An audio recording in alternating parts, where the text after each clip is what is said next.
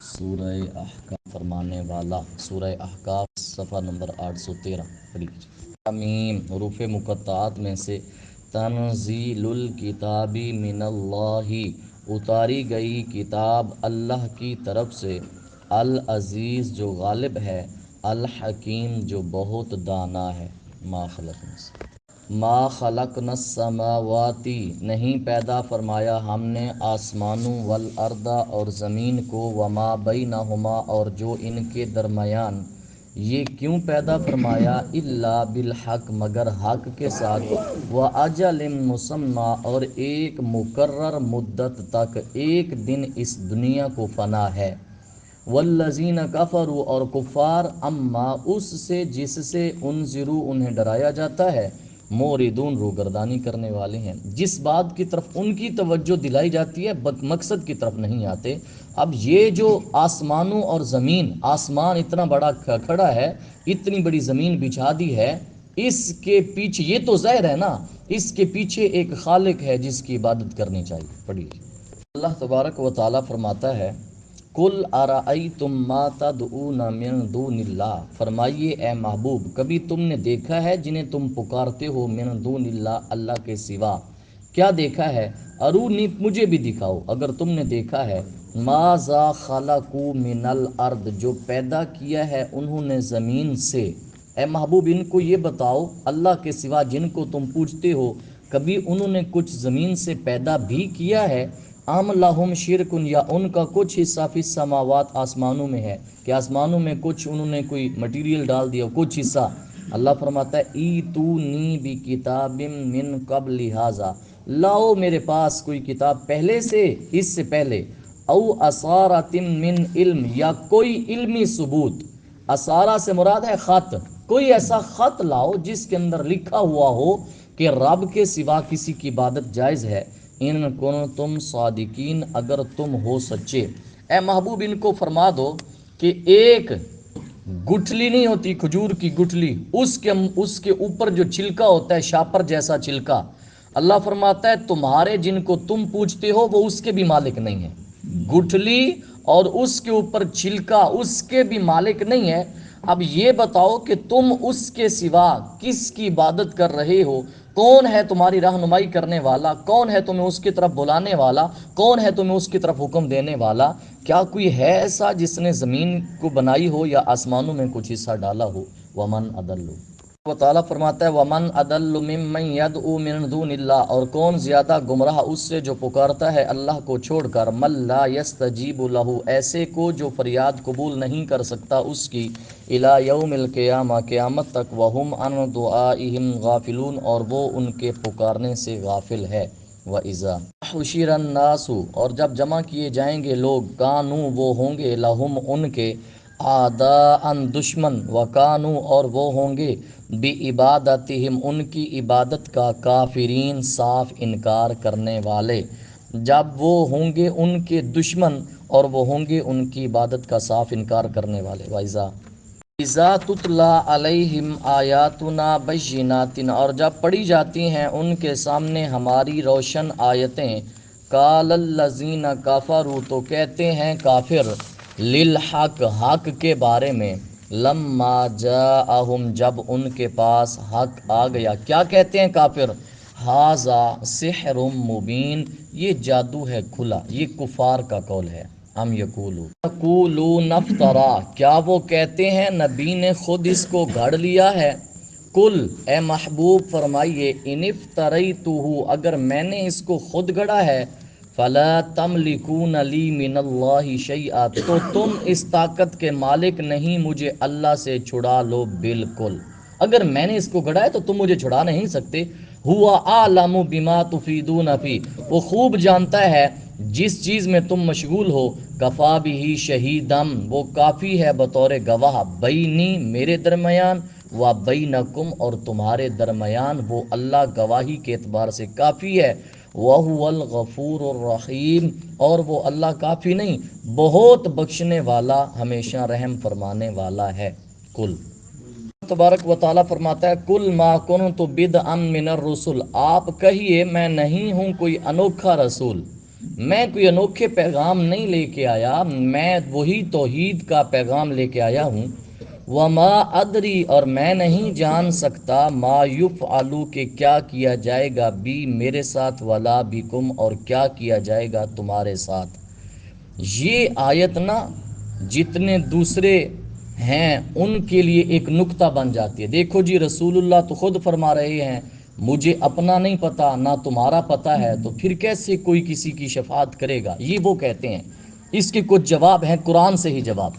پہلا جواب تو یہ ہے، آقا علیہ الصلوۃ والسلام سارے علم کی جو نسبت ہے وہ رب کی طرف کر رہے ہیں کہ حقیقی علم کو جاننے والا میرے اور تمہارے وہ کون ہے؟ اللہ ہے۔ دوسرا، یہ جو آیت کا حصہ نہیں ہے، وما ادری ما یفعل بی ولا بکم، میں نہیں جانتا کہ میرے ساتھ اور تمہارے ساتھ کیا کیا جائے گا، آیت کا یہ حصہ منسوخ ہے۔ کس آیت کے ساتھ یہ منسوخ ہے؟ جب یہ آیت نازل ہوئی نا، یہ ما ادری ما یفعل بی ولا بکم، اب سارے پریشان ہو گئے کہ جب رسول اللہ صلی اللہ علیہ وسلم، کافروں کو موقع مل گیا، جب ان کو اپنا نہیں پتا، وہ کہنے لگے پتہ یہ چلا ہمارا اور نبی کی حالت یکساں ہے، وہ کہنے لگے۔ اللہ نے نا قرآن میں نازل فرما دیا، اِنَّا فَتَحْنَا لَكَ فَتْحًا مُبِينًا، ایک آیت۔ دوسری، لِيَغْفِرَ لَكَ اللَّهُ مَا تَقَدَّمَ مِنْ ذَنْبِكَ وَمَا تَأَخَّرَ، لِيَغْفِرَ لَكَ اللَّهُ مَا تَقَدَّمَ مِنْ ذَنْبِكَ وَمَا تَأَخَّرَ، اس سے یہ آیت کا حصہ منسوخ ہو گیا۔ جب یہ آیت نازل ہوئی نا، لِيَغْفِرَ لَكَ اللَّهُ، ایک شخص کھڑے ہوئے مسلمانوں میں سے، یا رسول اللہ، اللہ نے آپ کا معاملہ تو واضح کر دیا کہ آپ تو بالکل آپ کو خبر آ گئی، لیکن ہمارا کیا بنے گا؟ اللہ نے ساتھ ہی ایک اور آیت نازل فرمائی، لِيُدْخِلَ الْمُؤْمِنِينَ وَالْمُؤْمِنَاتِ جنات تجری من تحتها الانہار، اللہ فرماتا ہے مومنو تم پریشان نہ ہو، میرے نبی کو اپنا بھی پتہ ہے، میرے نبی کو مؤمنین کا بھی پتہ ہے، کہاں جائیں گے خود، کہاں جائیں گے کون سا امتی۔ کیوں؟ قرآن ہے تاکہ اللہ داخل کر دے مؤمنین کو، مومن عورتوں کو، کہاں؟ ایسے باغات میں جن کے نیچے نہریں ہیں۔ اب اس آیت کو دلیل بنانا، اب مسلمان ہو اور رسول کے اندر امتی ہو، اور رسول کے اندر جب بھی ایسی آیت آئے تو یہ سامنے والوں کو دیکھو جی، یہ عیب ہی بنتا ہے نا، یہ تعریف تو نہیں نہ بنتی، رسول کو نہ اپنا پتہ ہے نہ دوسروں کا پتہ ہے۔ اللہ تبارک و تعالیٰ کا فرمان اگر یہ ہے تو پھر باقی قرآن جو شفاعت کے حوالے سے اور مصطفیٰ کی فضیلت کے حوالے سے بھرا پڑا ہے وہ بھی یاد ہونا چاہیے۔ میرے آقا صلی اللہ علیہ وسلم، اللہ فرماتا ہے ان اتبع، نہیں میں پیروی کرتا، الا مگر، ما یوحى، جو وحی کی جاتی ہے، الیہ، میری طرف، وما انا الا نذیر مبین، اور میں نہیں مگر ڈرانے والا صاف صاف۔ یہ میرے آقا نے وحی کی نسبت، یہ جو قرآن میں تم میں پڑھ کے سناتا ہوں رب کی طرف سے آتا ہے، ہاں کہیں یہ نہ سمجھ لو میرا اپنا گھڑا ہوا ہے۔ قل ارأیتم، فرمائیے کیا تم نے کبھی اس پر غور کیا، ان کان من عند اللہ، اگر یہ ہو اللہ کی طرف سے، وکفرتم بہ، اور تم انکار کر دو اس کا، وشاہد شاہد من بنی اسرائیل، اور حالانکہ گواہی دے چکا ہے ایک گواہ بنی اسرائیل سے، علی مثلہ، اس کی مثل پر، فآمن، اور وہ ایمان بھی لے آیا، واستکبرتم، اور تم نے تکبر کیا، ان اللہ لا یہدی القوم الظالمین، بے شک اللہ نہیں ہدایت دیتا لوگوں کو، کون لوگ؟